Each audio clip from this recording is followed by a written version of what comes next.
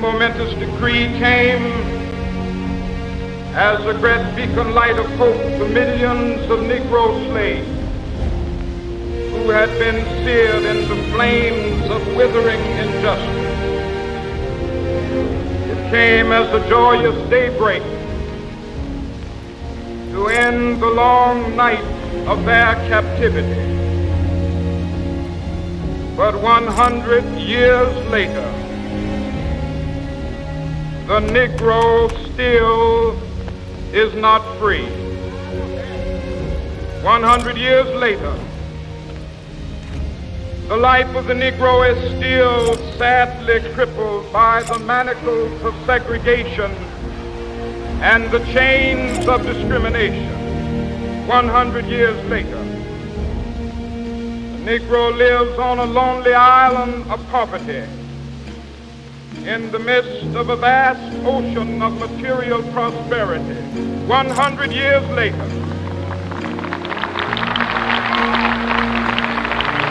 the Negro is still languished in the corners of American society, finds himself in exile in his own land. So we've come here today to dramatize a shameful condition. In a sense, we've come to our nation's capital to cash a check. When the architects of our republic wrote the magnificent words of the Constitution and the Declaration of Independence, they were signing a promissory note to which every American was to fall heir.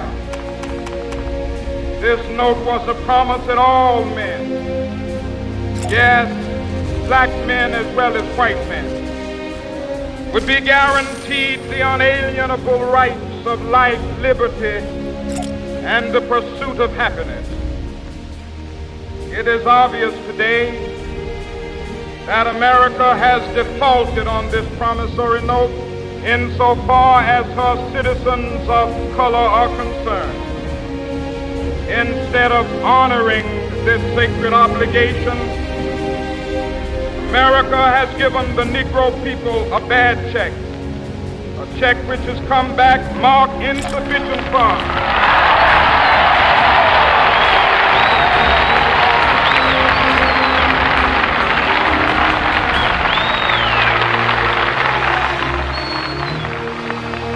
But we refuse to believe that the Bank of Justice is bankrupt.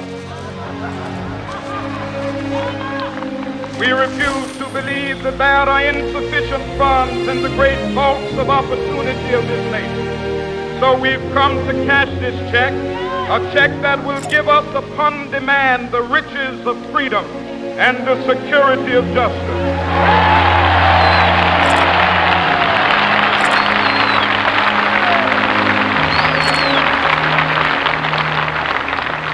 We have also come to this hallowed spot